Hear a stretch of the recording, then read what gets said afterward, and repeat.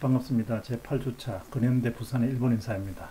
우리가 부산이 일본인 사회로부터 출발한 것이라고 이제 생각하는 사람이 많죠. 사실은 우리가 부산이란 말 자체가 일본인들이 확장한 건 사실입니다. 그래서 동네가 우리 전통적인 곳이고요. 부산이라고 한다면은 사실은 강화도 조약 이후에 일본인들이 살던 동네를 이야기하는 거죠. 그러니까 그런데 지금의 부산은 그렇지 않죠. 전체 동네까지 다 아울러서 부산이 됐습니다. 진정한 의미의 부산은 일제시대에는 부산부와 동래군을 합친 지역이 부산이겠죠. 그런 의미에서 부산이라는 지역의 부산사 연구는 동래군과 부산부의 합친 부산사 이 연구가 되는 겁니다. 그래서 여러분들과 함께 그렇지만은 기본적으로 이 일본 거류 지역이 확대돼 가지고 이렇게 오늘날의 부산의 행정구역이 된 것은 사실입니다. 그래서 일본인들의 모습을 정확하게 아는 것 이런 것들이 중요한 역사적 과제죠. 자, 학습 목표는 이렇습니다.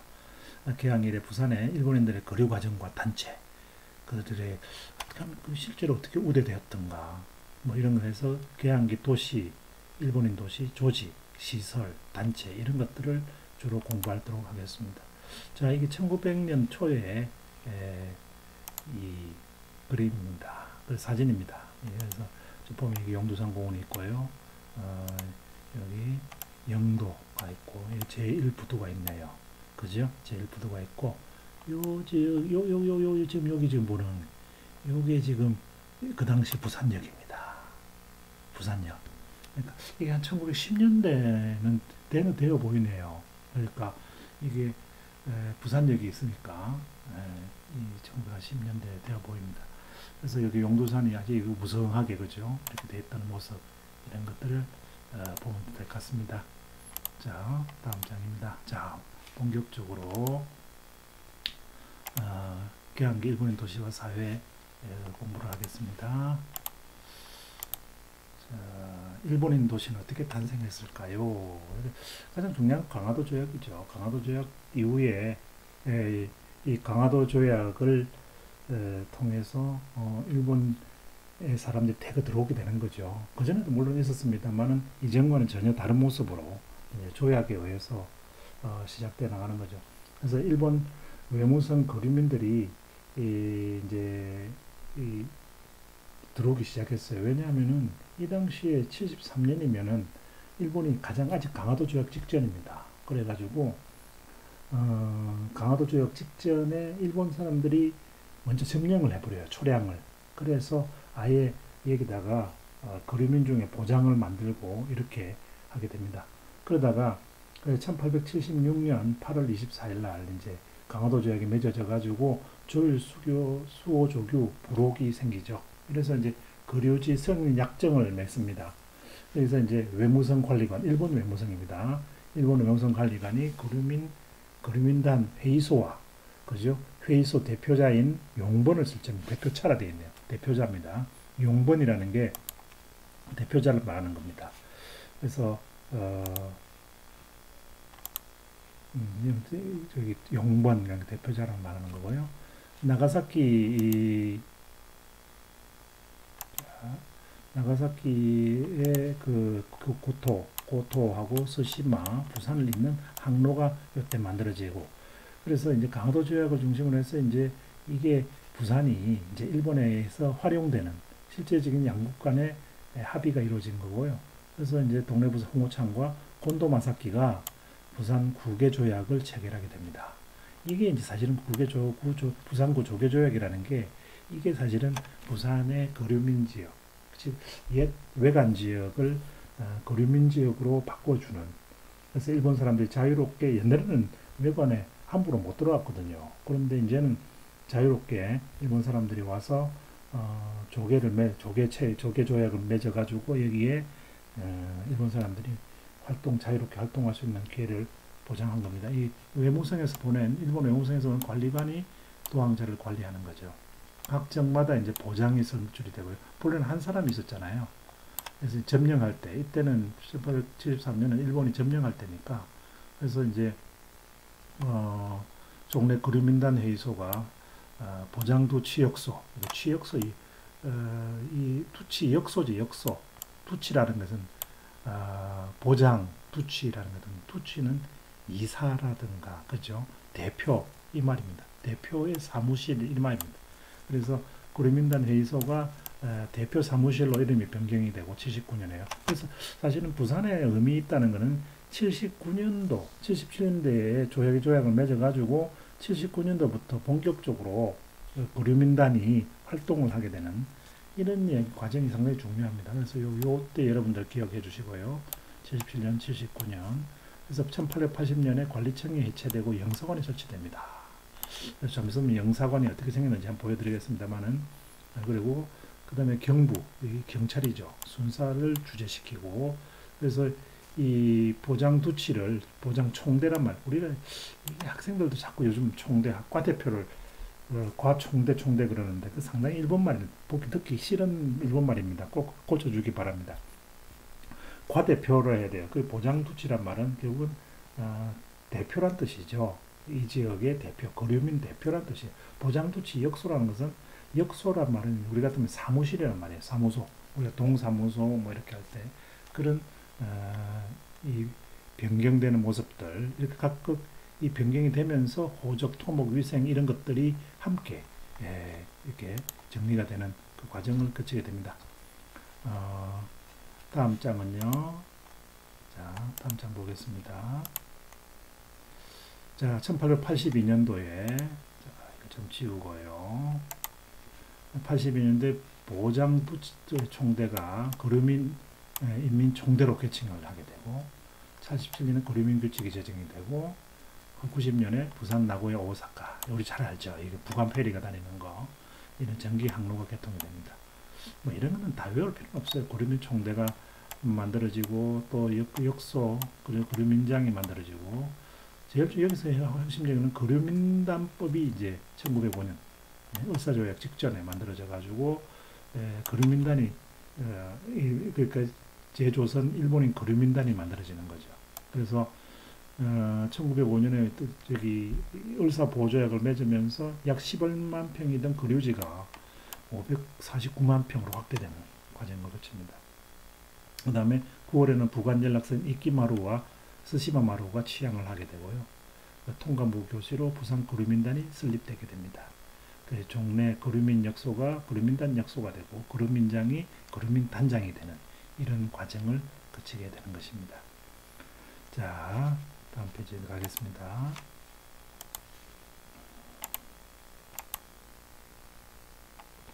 자, 일본인들의 이주 상황을 한번 볼까요? 자, 일본인이 좀 맨 처음에 1876년에 82명이었어요. 그런데 1910년에 2만 엄청나게 늘어났죠. 사실은 이 인구가 말이죠. 오히려 일본 사람들은 개항기 때 많이 들어와요. 개항기 때 들어오고 오히려 일제시대 정작 식민지를 만들어 놓고는 오히려 들어오지 않는 이 인구가 거의 정체하는 이런 모습을 보이죠. 이게 독특한 특징입니다. 그래서 일본인들은 처음에 강화도 조약 이후에 개항기 때 이 틀을 잡고 이 틀을 잡았던 사람들이 계속해서 일본 지역에 오는 사람들보다 아예 토착화를 해버린 거예요. 그래서 일본인들은 개항기 때 이주하고 일제시대 토착화한다. 이렇게 그래서 우리 부산에 일본인들을 이해할 때는 그렇게 해야 됩니다. 어떻게 해요? 개항기 때 몰려오고 일제시대에는 토착화하고 이런 과정을 거쳤던 겁니다. 그래서 지속적인 증가를 하게 되고요. 특히 83년, 90년, 95년, 1902년, 1906년에 인구 변동이 극심해요. 왜 그럴까요? 이게 보면 83년 이모군란 직후죠. 이모군란 직후에 뭡니까 우리가 이제 그 수신사도 파견해가지고 일본의 일본 공사관이 불탄 거에 대해서 배상도 하고 그 재물보조약을 맺었죠. 이러면서 일본인들이 대거 들어온 것 같습니다. 1890년에 들어온 거 이게 또한 크게 또 95년 갑오개혁 이후에 을미사변 그중에 언저리에 많이 들어온 걸 보입니다. 1902년은 지금 1902년이 뭐냐면은 부산 지역에 매립이 이루어지는 때예요.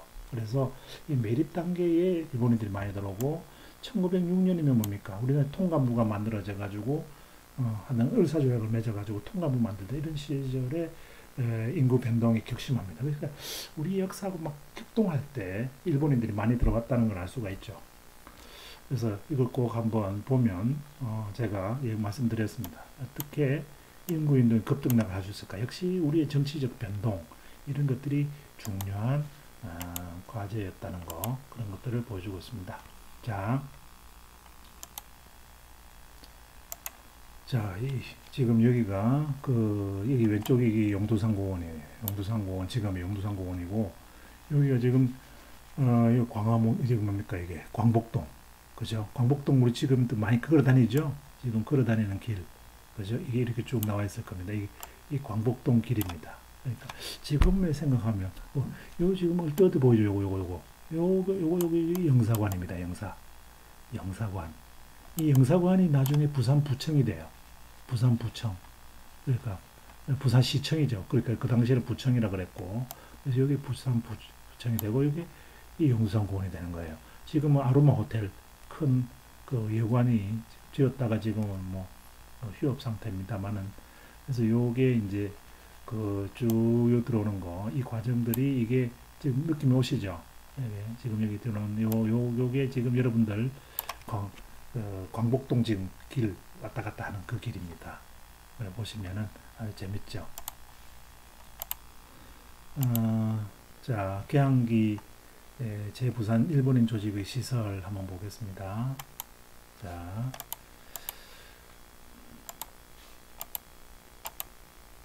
자, 용두산 신사입니다.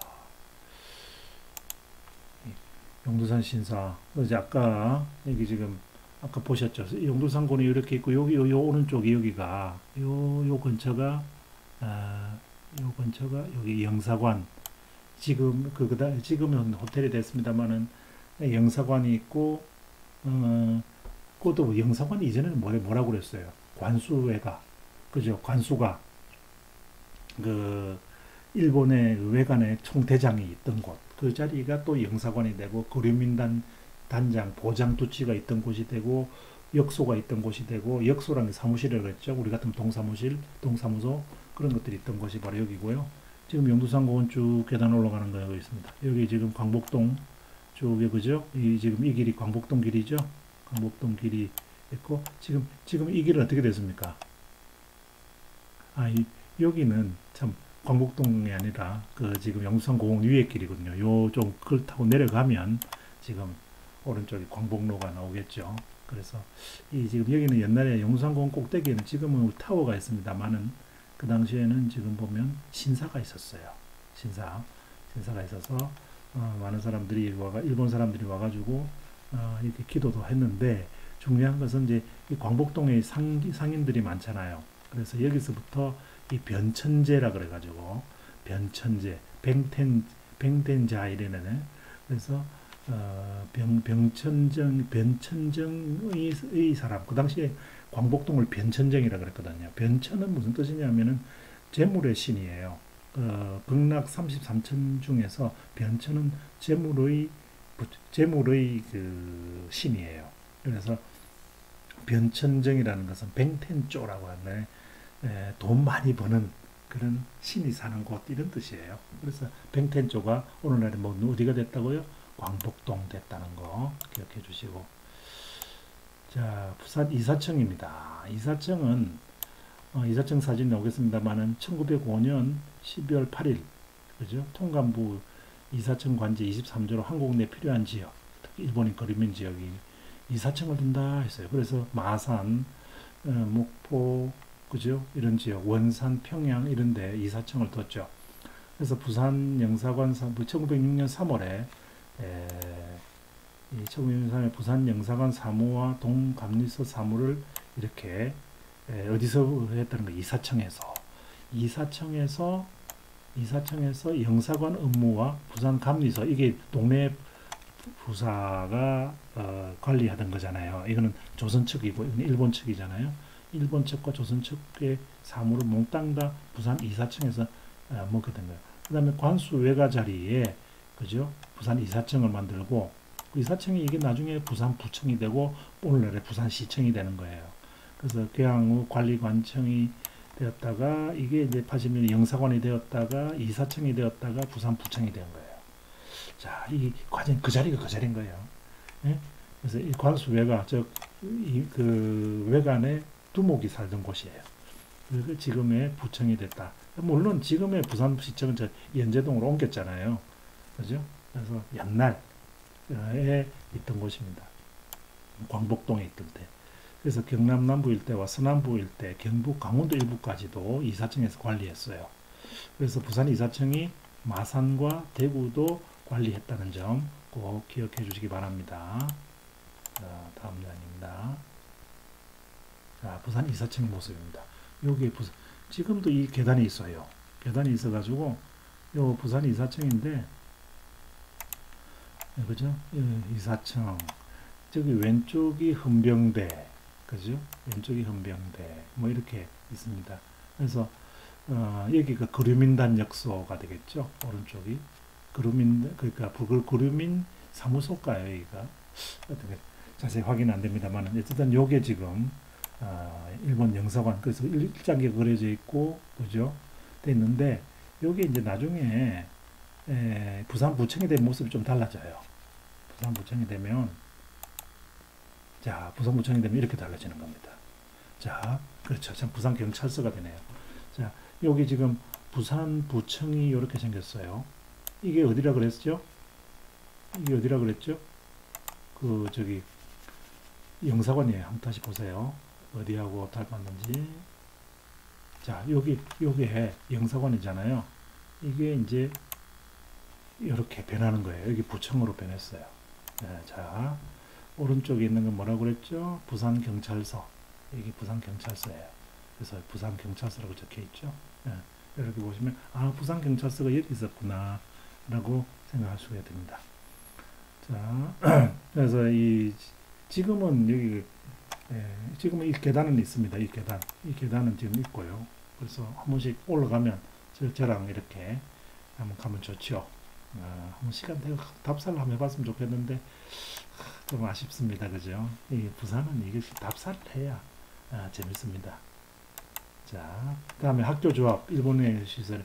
우리 학교조합 옛날에 육성회비라는 말을 많이 했는데 1906년에 거류민단법이 만들어집니다. 그죠? 앞서 이야기했죠. 그래서 학교조합령도 발표가 돼가지고 1909년 12월에 부산 거류민단 부산 학교조합이 설립이 되죠. 그래서 학교조합이 있어가지고 뭘 하느냐 하면은 초등학교, 우리 같은 보통학교, 일본 사람들 소학교라고 그랬죠. 그런 학교 교육이 시작되는 겁니다. 그러니까 무조건 국가가 하는 게 아니라 먼저 자치적으로 이 돈을 조합을 만들어서 학교를 만들고 그 학교를 운영하는데 국가가 간접적으로 지원하는 게 본래 근대 교육의 방식이죠. 근데 점점 이제 민도가 높아지면은 의무 교육화하는 단계가 되면 이 학교 조합은 사실상 필요가 없어지죠. 아직은 의무 교육이 아니기 때문에 학교 조합령이 발표가 되는 겁니다. 그래서 조합과 학교의 재정적 기초가 불안정 상태에서 민회와 총대가 이렇게 일본인 교육을 부담했어요.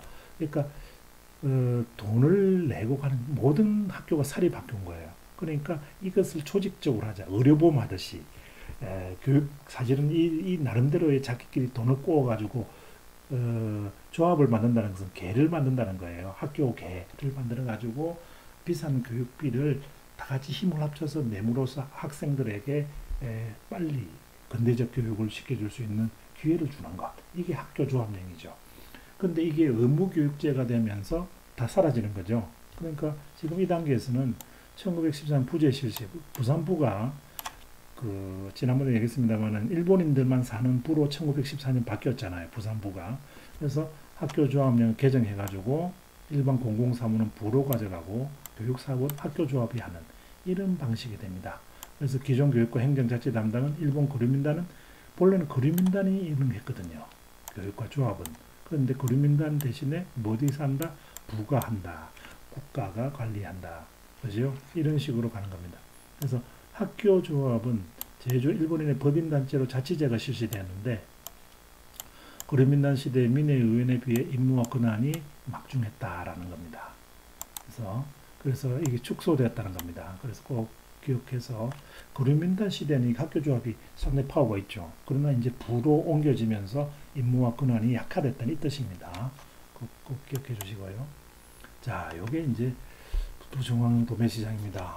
중앙도매시장.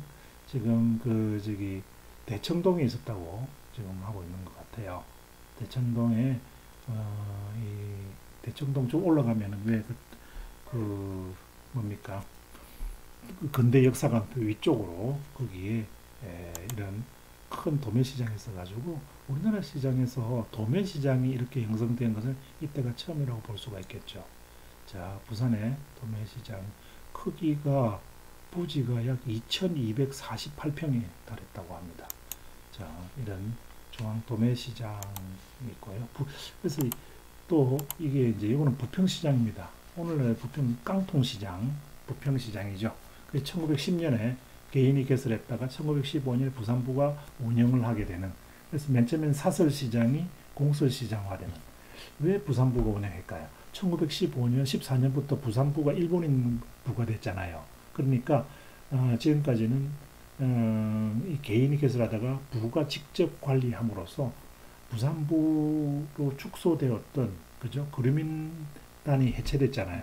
그러니까 모든 것이 국가화하니까 이게 대해서 좀 뭔가 개인이 했던 것을 국가가 관리하는, 그래서 부산부가 관리해가지고 직접 그 중요 거점을, 그래서 이 고려민단이 만들어놨던 이 부평시장을 사실상 뭡니까? 부영화하는, 우리 같으면 시영화한다 그래야 되죠. 그런 이야기들을 하는 이야기입니다.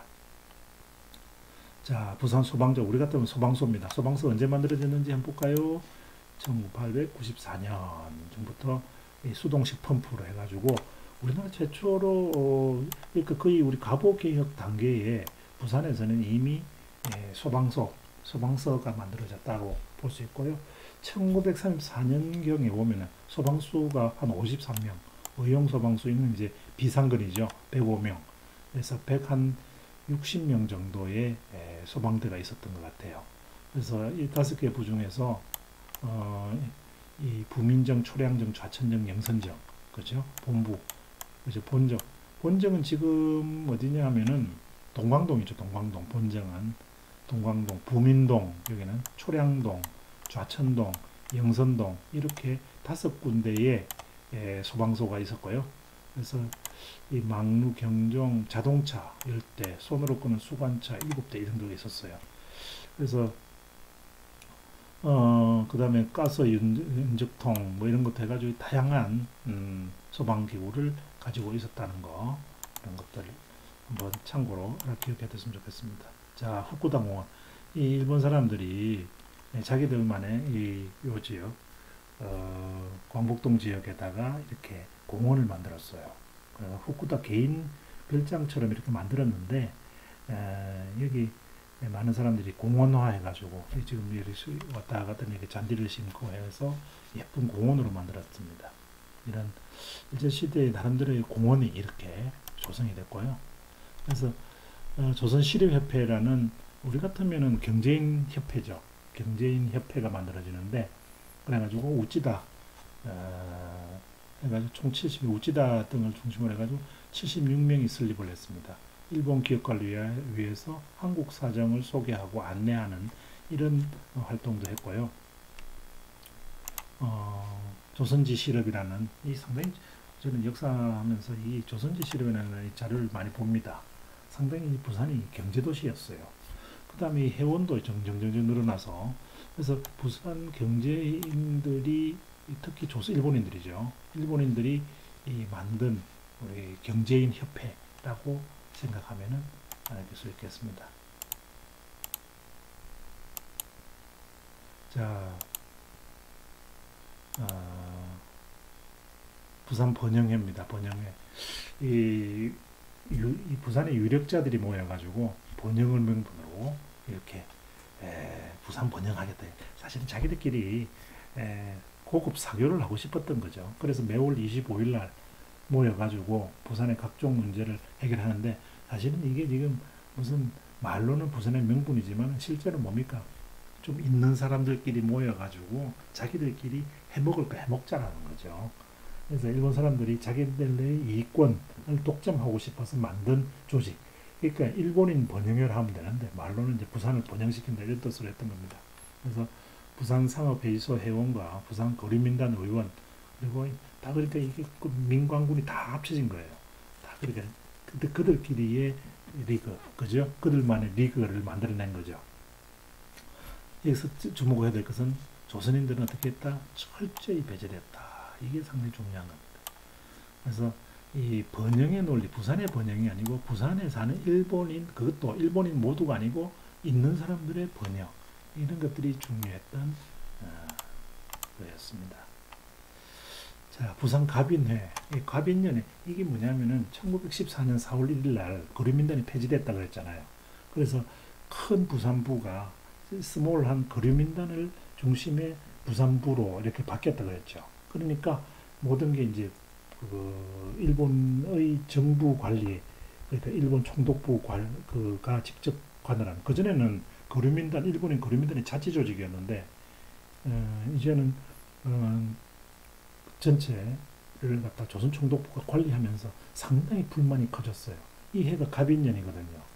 이 갑인년이라 해가지고 이 갑인년에 민단 해체, 거류민단을 해체하는 데 대해서 많은 사람들이 이렇게 일본 사람들 중에서 특히 이 거류민단장 오이케 다다스키라는 사람, 이 사람 상당히 대가쁩니다. 이 오이케 여관 이거 나중에 나옵니다만은 하자마 이 지금 대저 김해평야를 만든 사람이에요.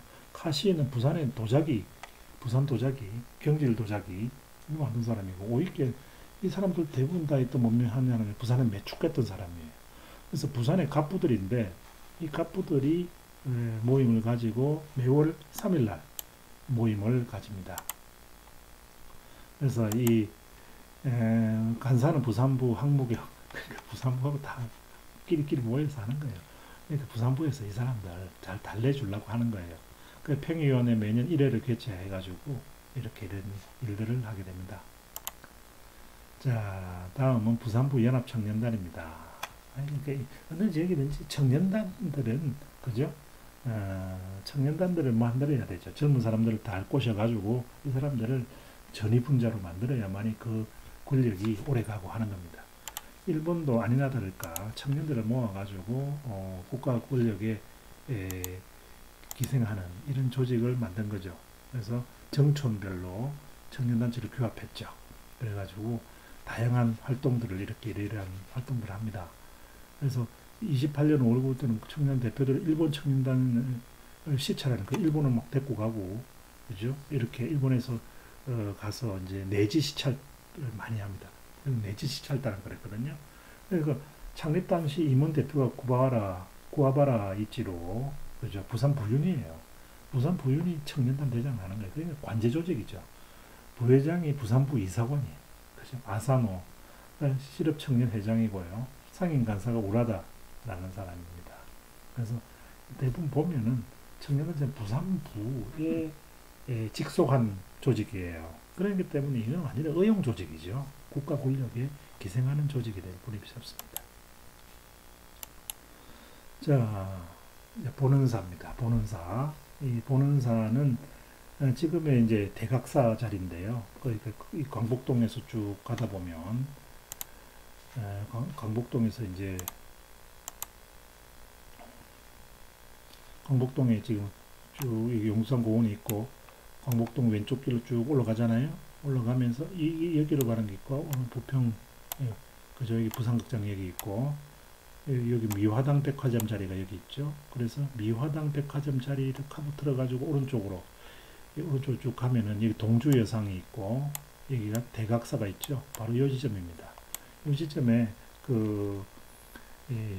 오늘날 대각사 자리가 본원사 지사 본원사 지사가 있었어요.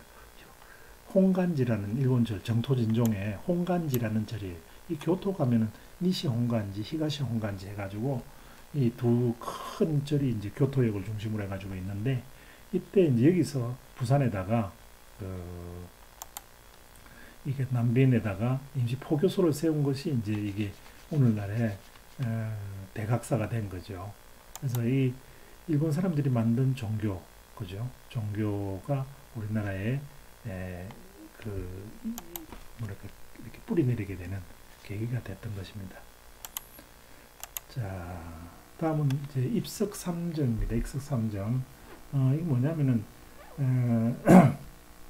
다테이시 쇼텐이라는 다테이시라는 게 일제시대 부산에서 유명한 회사였어요. 무슨 특히 오른쪽에 이제 이게 보면 양초인데 이런 양초 같은 이런 것을 잘 만들었대요.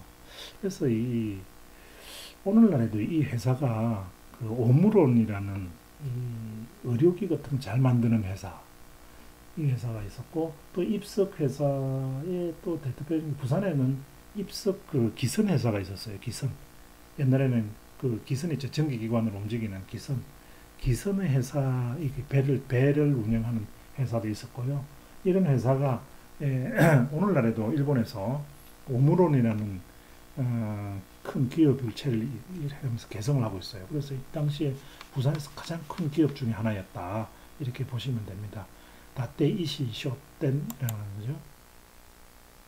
자, 일본 홍도회, 도의국가 건설, 국민도덕진흥 이런 거 보면은 수질이 뭡니까? 정신훈련한 그죠? 정신훈련. 그러니까 이 일본 홍도회가 우리나라에 와가지고 부산에만 있었대요. 부산에만. 그래서 한국 부산에만 일개소 있었고 일본 내는 많은데요. 그래서 광복동 3가에 있었다고 합니다. 이런 국민 정신운동을 통해서 일본 정신을 야마토 다마시라 그러죠. 일본 정신을 이렇게 진작하려는 이러한 책동을 했던 곳이죠. 자, 다음은 오늘날 이제 우리은행인데 저기 쭉 가면은 저기 영사관 터 앞으로 가면은 은행 골목이 쭉 있어요. 지금도 막 그게 제일은행 제일은행 자리에 하나은행이죠. 하나은행, 신한은행, 우리은행 다 뭉쳐 있어요. 가면 참 직접 보면 좋은데 오늘날 우리은행 자리가 바로 제18은행 부산 지점입니다. 이 지점. 그래서 이 나가사키 지점이죠. 아마 나가사키가 18은행에 본사 있는 걸로 알고 있는데 이 지점에 왜냐하면 부산은 일본에 하고 교류가 많잖아요. 그래서 일본에 있는 은행이 지점을 많이 만들었습니다. 물론 서울에 있는 그 당시에 경성에 있었던 지점, 그죠? 조선은행 지점도 바로 지금 오늘날 한국은행 부산 지점의 자리입니다. 그래서 은행 자리가 오늘날에도 은행이에요. 참 가면 신기합니다. 그 여러분들 가서 현장에서 한번 보여드려야 이게 재밌는데, 자, 요거는 제일은행 부산 지점입니다. 요 제일은 지금 하나은행이에요. 하나은행. 요 자리가 하나은행에서 요 앞에가 지금 보면 부산 호텔 있더라고요. 가보니까 부산 호텔이 있고요. 그래서 하나은행 자리 지금 제일은행입니다. 옛날 제일은행. 자, 요거는 부산 상업은행 자리예요. 신한은행입니다. 신한은행 영주동 지점 해가지고 여기에 지금 이 건물은 없어졌어요. 그런데 28년도에 은행령이 있었는데 이 은행령에도 불구하고 살아남았다가 이 부실대출에 걸려가지고 35년도에 일본인에게 넘어가 버렸어요. 그래서 부산상업은행이 아니라 조선상업은행 부산지점으로 변했고, 그래서 잠시 한 20년 동안 조선인 중심의 은행으로 잘 지냈었죠. 그러나 이게 일본의 강조에서 결국은 빼앗겨 버렸습니다. 자, 부산일보. 이 부산일보도 1907년에 부산일보가 만들어져요. 그래서 지금에 있는 부산일보와 달리 이때는 일본 사람들이 일본 부에 일본 거류민들을 위해서 만들었고, 이 아쿠다가와 다다시라는 이 사람이 부산일보를 그 큰 기업체로 만들었던 사람입니다. 이 부산일보 기록이 의외로요. 우리나라에 서울에 지금 있었던 그런 경성일보라든가 이런 것만큼 여기는 부산은 경제도시잖아요. 그래서 경제 관련 자료가 되게 많았어요. 그래서 일제시대에 부산 지역의 경제 모습을 보면 우리 부산만 보면 전국을 다 이해할 수 있을 정도로 상세하게 부산일보가 좋은 자료가 참 많더라고요. 그래서 부산일보는 꼭 해방 후에 있는 우리 그 부산일보가 아니라 일제시대에 있었던 부산일보도 있었다는 거 정도는 기억해 주면 좋겠습니다. 자, 이게 동래온천이에요. 동래온천. 자, 이 동래온천 자, 이 동래온천. 자, 이 동래온천은 보면요. 그 동래온천에 대한 얘기 좀 해봐야 되겠네. 자, 동래온천은 사실은 맨 처음에 신랑 때도 우리나라에도 동래온정이라고 해가지고 목욕을 했어요. 이 삼국유사 기록이 나옵니다. 그래서 이 동래부사 정현덕 그 그 개항기 때 일본에 격동하는 일본과의 그 한가운데서 고군분투했던 동래부사잖아요. 정현덕이 이 동래 별국을 남긴 데가 또 온천장이고요. 그래서 이 옛날에 광평대군 부인도 여기 와서 목욕을 했고 뭐 많은 김종직도 와서 목욕을 했대요. 목욕을 해가지고 아주 좋은 걸로 이름이 났고 또 일본 스시마 도주 소시가 와가지고 목욕을 하면 또 우리나라에서 또 목욕비도 대주고 또 선물도 주고 막 그랬대요. 그만큼 일본 사람들한테는 많이 알려진 곳이에요. 그러니까 본래 우리나라에 있었던 것이고 이걸 일본 사람들이 뭡니까 임대를 한 거예요. 맨 처음에는 하려니까 저도 동래부에 반발했거든요. 왜냐하면 이때 감역소라 그러나요? 그 일본 사람들을 관리하는 사람이 괜히 지나가는 우리 조선 여자를 이렇게 성희롱을 했어요. 그러니까 때문에 반발을 해가지고 1898년에 비로소 이제 부산 거류민 역소에 10년간 임대를 해줬는데 1년에 임대료가 25원을 내면은 이렇게 빌려줬어요. 그래가지고 일본 사람들이 많이 왔는데 1930년에 온천객이 약 16만 명에 달했대요. 그래서 면영, 그래서 한국인들은 동네 면에서 관리하는 공중목욕탕이 있었어요. 일본 사람들은 각각 개별적으로 있었고, 그래서 우리는 동네 면영의 조선 사람들은 가서 목욕을 했다고 합니다. 자, 다음. 자, 이 오이케 여관도 상당히 유명한 여관이에요. 상당히, 왜냐하면은, 오늘날에, 지금 어떤, 뭘까요? 하얏트 호텔 정도 되는 거야, 쉽게 말하면. 하얏트 호텔은 힐튼 호텔 정도 되는 거예요. 오이케 다다스케가 1877년에 대마도로부터 일본 가구를 가져와가지고 이름 밑에 오이케 호텔을 만들었어요. 그래서 뭘 하느냐 하면은 일본의 고위 간부들이 우리나라에 오면은 여기서 잤어요. 여기서 자가지고 하니까 이 사람이 오이케 다다스케가 아까 뭡니까 부산 거류민 단장까지 했잖아요. 그러니까 이 사람이 정치를 하는 거예요. 이 사람. 일본 사람들이 막 유명 고관 대작들이 오면 정치해가지고 돈벌이도 하고 했는데 그런 역할을 하는 것이 오이케 여관이었어요. 그래서 정치하는 여관. 그래서 부산에 재벌들이 일본인 재벌들이 일본 본토의 유명 인사들을 재우고 거기서 잘 꼬셔가지고 이권을 따내는 이런 정치의 공간이었다라는 거 꼭 기억해주고 오른쪽은 아라이 호텔 이 부산역 앞에 있었어요. 부산역 앞에 그래서 호텔이라는데 다 일본식 건물이죠. 그 일본 보면 료과 비슷한 그런 모습인 것 같아요. 자, 부산 공회당입니다. 공회당. 이건 지금 어디 있냐면 오른쪽이 이게 부산역이에요. 오늘날에. 오늘날의 역은 아니죠. 그 당시 부산역의 왼쪽에. 지금 오늘날에는 뭐냐면은 어디냐 하면은 오늘날에서 딱 앞으로 부산역을 보고 오른손 쪽으로 쭉 하면 왜 거기에 풍물시장이 있죠. 풍물시장 있고 무슨 거리가 쭉 나와 있잖아요. 그 거리 쪽으로 가면 부산 공회당이 있는 겁니다. 그래서 여기에 1926년에 착공해 28년 3월에 준공되었고요. 그래서 영화, 연극, 집회 이런 것들이 열렸던 곳입니다. 이런 것들이 그 당시에 상당히 그 인기가 있던 곳이에요. 지금은 외환은행 부산지점이 있는 곳입니다. 그래서 외환은행 부산지점을 딱 찾아보면 여기가 이런 부산 공회당이 있던 곳입니다. 공회당은 오늘날 같으면 부산 시민회관이죠. 시민회관으로 생각하면 될 것 같습니다.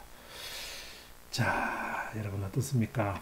오늘은 좀 뭐랄까요? 좀 시간을 단축해서 여러분 좀 편하게 좀 일본인들 이야기 들으니까 한번 눈으로 한번 쭉 보는 걸로 이렇게 정리를 했어요. 다양한 한 열 몇 개의 일본인 시설 여러분들 뭐 말로 하니까 이게 어딘지 궁금하죠? 한번 저하고 이렇게 다녀보겠습니다. 자, 이번 8주차에도 여러분들 과제 잊지 마세요. 이게 출석을 대신하는 겁니다. 그러니까 다음 세 가지 너무 많이 쓰지 마시고요. 자기 생각 간단하게 적어서 꼭 올려주시면 출석에 이용 고생하겠습니다. 알겠습니까? 자, 아이고 수고했습니다. 자, 이거는 이번 주에는 본래는 중간고사조지만 여러분과 함께 이렇게 수업을 했기 때문에 간단하게 이렇게 했습니다. 다음 주에 즐거운 마음으로 또 수업을 이어가도록 하겠습니다. 그 사이 잘 지내세요. 안녕.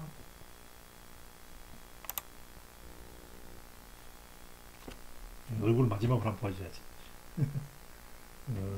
그죠? 자, 다음에 봅시다.